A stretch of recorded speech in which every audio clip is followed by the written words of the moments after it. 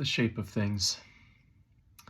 He was up before first light, and he had driven down the old roads, patter of insects on the glass, V of geese overhead.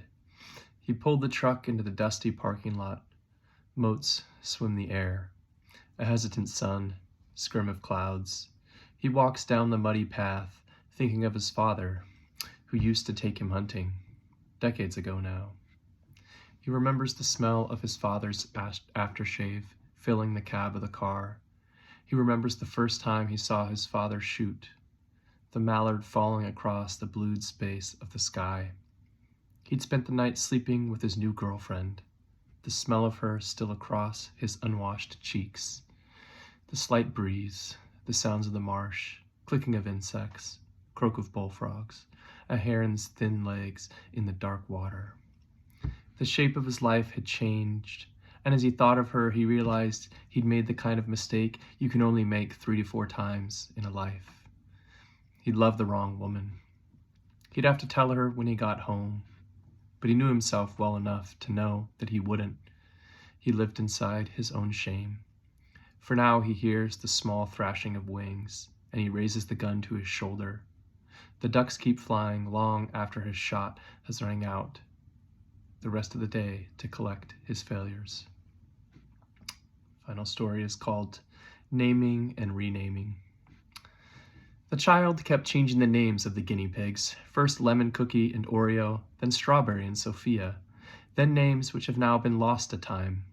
It confused the parents, who, like most parents, had expected the child to be normal. They were like horses in a field at night in search of a lost ocean. The father worked in an office downtown, a building of cut glass, which looked like a ship which had foundered on some unknown shore. Sometimes he forgot the names of his colleagues, but he saw no relationship between the forgettings. His world at the office and his world at home bore no relationship to one another, or so he said at the barbecue they were holding on the 4th in honor of some triumph fought over by dead men. He was serving hot dogs, which his wife found unscrupulous. She had read somewhere that each piece of processed meat eaten reduced your life by 3 minutes. She could not verify where she had found this fact. Her husband said he found 3 minutes to be negligible. It was hard to argue. The girl spent her whole summer inside, naming and renaming the guinea pigs. She didn't find it strange at all. She found the animals slippery, and their identity was constantly shifting. The larger ones sometimes nibbled on food, and sometimes gorged. The little girl thought it stranger that we had a name attached at the very beginning, affixing it as a pin to our identity. In this, perhaps she was not mistaken. Outside, there was a row of tall yellow flowers which the girl couldn't name.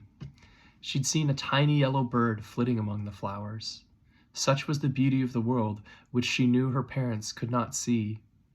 At night she watched moonlight swan the yard, and she heard overhead the distant sound of a duck's repeated quack, which was the sound of a female mallard she knew from reading a book.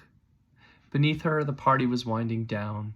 All of the friend of her parents had gone home, and they stood in the yard, which was full of paper plates and trash cans and soda bottles, confused as to what they had brought into being. It hadn't been intentional, the husband thought, but it had happened nonetheless. He wished he had been a smoker instead of a drinker. The night was swaying. His wife was inside the house crying at the kitchen sink. She said, "There are too many damn dishes. I'm never doing this again." And he felt the truth of it. There were too many damn dishes. They would never do this again. The house was honeycombed with light, but he stayed out in the darkness, brooding over things.